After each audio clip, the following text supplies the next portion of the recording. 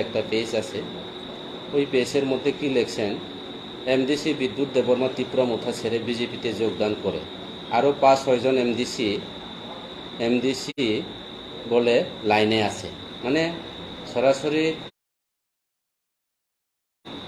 বা যোগাযোগ আছে সেটাও না, লাইনে আছে, এটা একটা গুজব।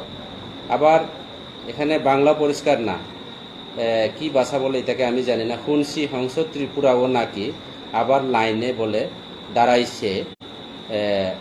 এটা কি কইছে, আওয়ান লাইনে কি বলে এটা লেখছে, এটা মনে হয় একটা উনি মনে হয় আওয়ার লাগিয়া এইভাবে লেখছে। তো এটা সম্পূর্ণ মিথ্যাবাদী, সম্পূর্ণ অপপ্রচার। যে একটা ওনারা বই পেয়েছে যে হংস ত্রিপুরা মুথাতে দলাই জেলাতে জয়েন বা অংশগ্রহণ করার পর এবং গত 23শে আগস্ট আমি আমাদের ত্রিপুরা রাজ্যের যে বোবাগ্রা ত্রিপুরার মুথার যে সুপ্রিমো আমাদের বোবাগ্রা প্রদীপ বিক্রম মানিকর নেতৃত্বে এবং আমার এই এলাকার সমস্ত নেতৃত্বরা, বিশেষ করে আমাদের ভারতীয় জনতা পার্টির থেকে বিভিন্ন রাজ্য লেভেল, ডিস্ট্রিক্ট লেভেলের বিভিন্ন দায়িত্ববান জনজাতি মোর্চার বিভিন্ন নেতৃত্বরা আমার সঙ্গে প্রায় 3,500 ফ্যামিলি এবং 6,000-এর ভোট বিজেপি, সিপিএম, কংগ্রেস ছেড়ে ত্রিপুরা মুথাতে আমরা অংশগ্রহণ করছি।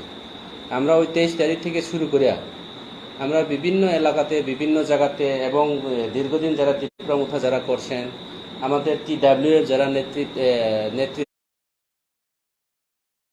আছেন, মহোদয়ারা আছেন, ওনাদের সঙ্গে আমি কাজ চালিয়ে যাচ্ছি এবং আমরা সুফল পেয়েছি। এটা নিশ্চিত আগামী দিনে আমরা দলাই জেলাতে আমাদের ত্রিপুরা মুথা সংগঠন আরও মজবুত হবে। 49 সামনু, 48 করমসরা, এইসব জায়গাতে আমাদের সংগঠন আগের থেকে আমরা বৃদ্ধির মুখে এবং আমরা বৃদ্ধি পেয়েছি। তাই আমি বলতে চাই, বিশেষ করে বিদ্যুৎ বাবু আজকে প্রেস মিডিয়া এবং প্রিন্ট মিডিয়া, বিভিন্ন সোশ্যাল মিডিয়ার মাধ্যমে যে একটা প্রচার চলছে, বিদ্যুৎ দেববর্মা ত্রিপুরা মুথার এমডিসি,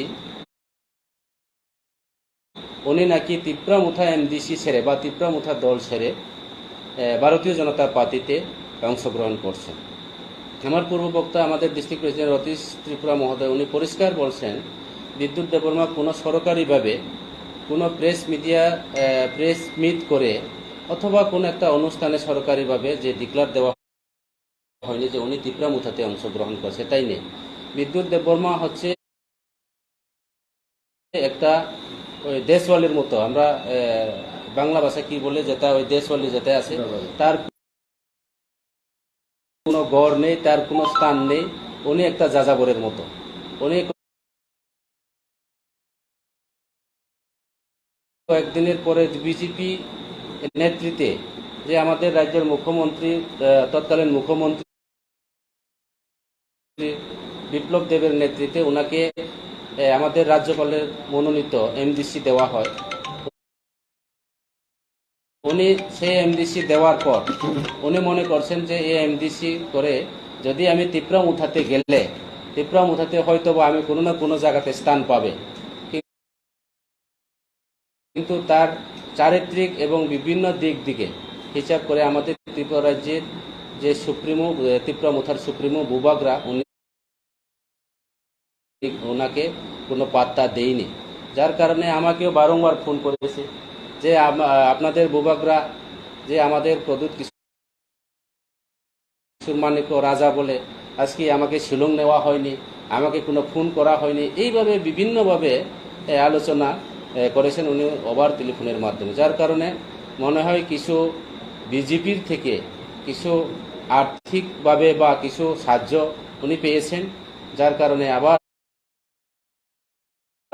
উনি বিজেপিতে চলে যাচ্ছেন। উনি আসলে বিজেপি ওই একটা ষড়যন্ত্র করার জন্য, ত্রিপুরা মুথাকে একটা বিভ্রান্ত করার জন্য উনি ত্রিপুরা মুথার বেশ নিয়ে ত্রিপুরা মুথা কথা বলে আজকে রাজার কাছে কিছু সার্থক আদায়ের জন্য উনি চেয়েছেন, কিন্তু সেই স্বার্থ তার ওনার আদায় হয়নি, তার আদায় হয়নি, যার কারণে আবার পুনরাবৃত্ত উনি বিজেপি দলে চলে গেছেন। যাই হোক, সেটার জন্য আমাদের কোনো ক্ষতি হবে না, এবং বিশেষ করে যারা সারা ত্রিপুরা রাজ্যের আমাদের তীব্রমুথা যারা আছেন, আমাদের বিজেপি দল থেকে যারা এসেছেন, আমার সঙ্গে হোক সারা দেশি এলাকাতে যেখানে থেকে হোক, যারা বিজেপি দল ছেড়ে তীব্রমুথাতে যারা অংশগ্রহণ করেছেন, আপনারা কোনো বিভ্রান্ত হবে না। সংসদ ত্রিপুরা তীব্রমুথা করবে এবং আগামী দিনেও আপনাদের সঙ্গে কাজ করবে, এবং আগামী বিধানসভা নির্বাচনে এই ত্রিপুরা রাজ্যের বিভিন্ন জায়গাতে বিভিন্ন বিধানসভার কেন্দ্রে তীব্রমুথা হয়ে বিজেপির বিরুদ্ধে লড়বে, এবং আগামী দিনে নিশ্চিত তীব্রমুথা ছাড়া এই রাজ্যের কোনো সরকার প্রতিষ্ঠাতা হবে না, সেটা এই রাজ্যের মানুষ জানে। এবং ত্রিপুরা রাজ্যের মধ্যে এমন একটা দিন আছে, বা এমন একটা দিন আসছে যে পাহাড় ছাড়া কোনো সরকার গঠন হবে না। অতীতেও আমরা শুনছি পাহাড় যার সরকার তার, বর্তমান পাহাড়ে আমাদের তীব্রমুথা, এবং আগামী দিনে সরকারও হবে তীব্রমুথা নিশ্চিত।